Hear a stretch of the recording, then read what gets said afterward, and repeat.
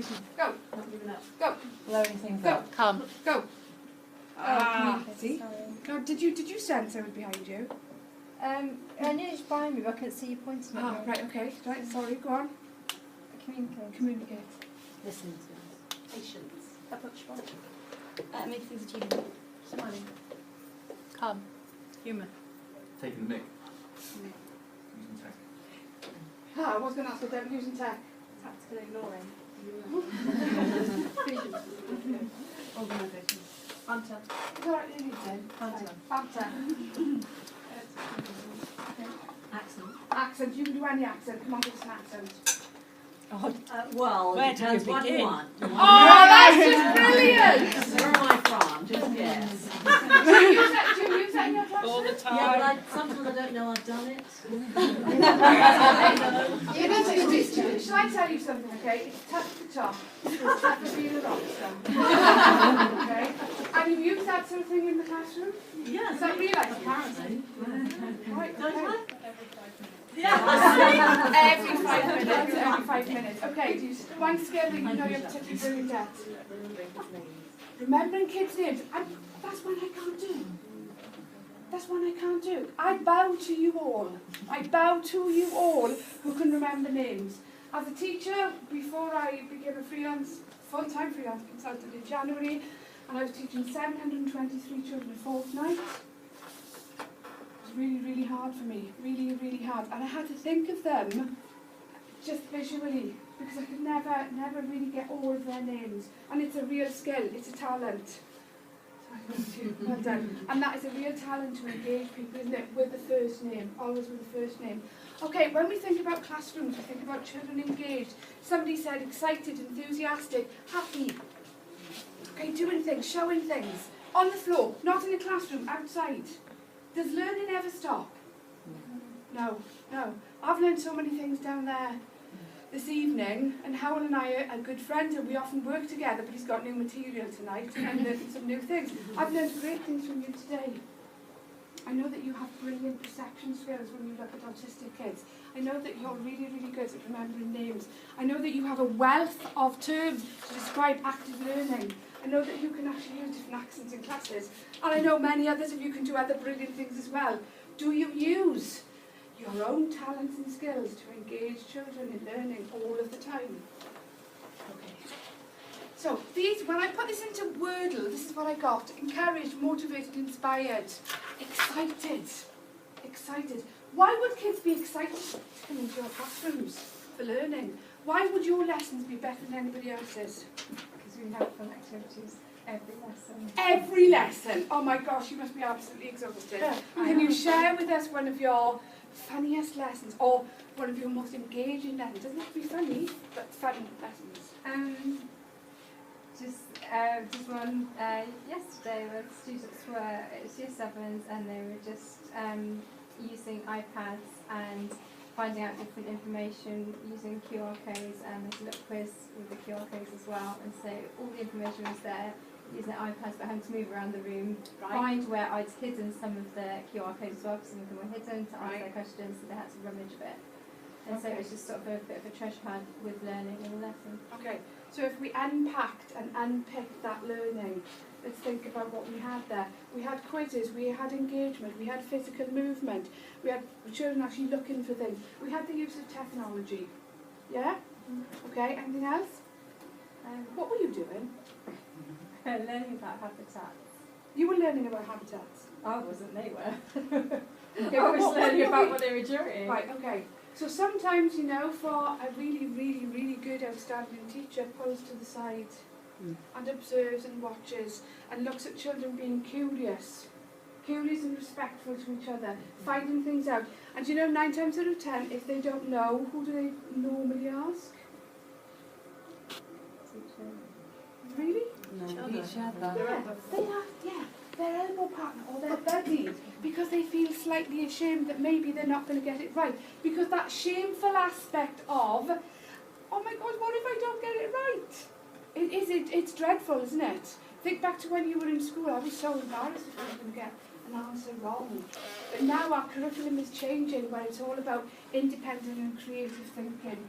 And if you can become more creative in addressing the learning needs of our children, you are just going to be spaceship over the edge. That's how I would say. Okay.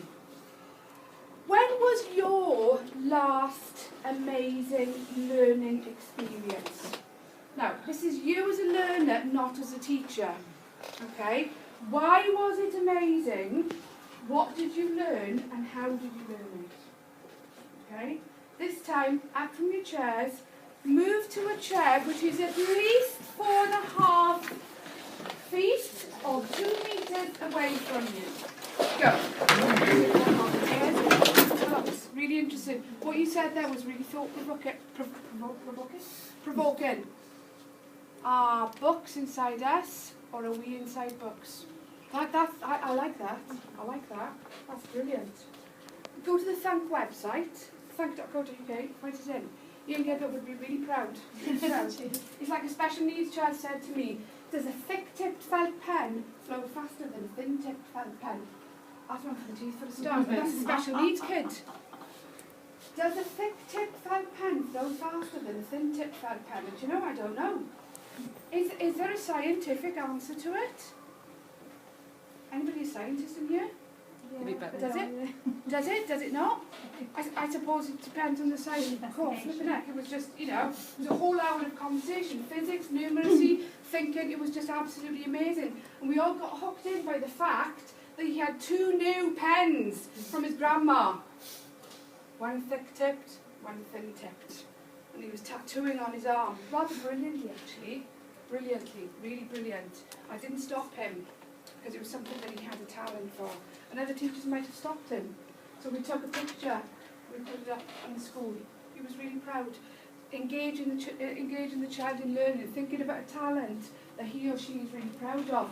Maybe actually writing on the arm is not appropriate in some schools, in some situations. But where you've got a child who is engaged and included, and if he's still listening to the lesson and engaged in the other activities and doing that, why stop?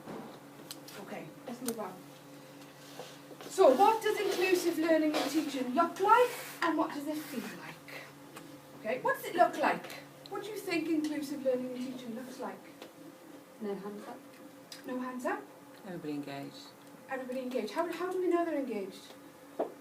Participating, enthusiastic, energetic, desire to be there, wanting to come in, wanting to be part of the lesson. Noisy? Yeah. Yes. Probably. Silent? Sometimes. Yeah. Yeah. Okay. How do we judge if a child who has got autism, who does not speak at all, is engaged in a lesson? How do we know? How do we know that that child is being included? How do you know? Do you have any autistic children in your classrooms? Yeah? How do you know? It's really difficult, isn't it? I think it's the reaction of the other children with that child and how they interact really with that child. And what is the absolute ultimate? How do you know that that child is engaged? When you don't notice them. Right, okay, but what do you know about that child that I don't? You know the child. You know the child. You have an absolutely special relationship with these children that you teach. And ultimately, you need to know them. You need to know what makes them tick. You need to know what makes them excited, gets them engaged. You need to know what makes them unhappy. You need to know what turns them off, what turns them on. And brilliantly, what you just said, that observation, assessment for learning tools, observation, how others interact with him. It's always a him, isn't it? With him or with her, okay? Your observation of maybe some physical or facial expression, or maybe the way that the whole body is changing. Is he engaged? Is he actually in it? Is he watching? Is he looking? I keep thinking about that program Touch, which is particularly amazing. Anybody seen that? It's quite special, isn't it? It's really fantastic. And what does an inclusive classroom actually feel like? What does it feel like? Well, safe. Right, safe. Why is an inclusive classroom safe? Because kids can take risks. Because kids can take risks, yes. And inclusion means that everybody has the right to be included and have the opportunity to develop their learning skills. It doesn't matter if somebody develops them this much or somebody develops them that much. Okay? As long as a student makes some progress from when they come in the door to when they leave, you have done your job as a teacher. Okay? But for us, we're always looking for the fantastic bits. We great massive progress. But you know, sometimes the really smallest of steps are the biggest of rocks. You know, for some children, they have climbed Everest to get from there to there. And for the gifted and talented who are in the same classroom as the kids who are autistic or ADHD or dyscalculia or dyspraxia, they're doing their enrichment programme, but the progress might be that much. And you know, sometimes being a teacher is a really, really, really special thing, because you have got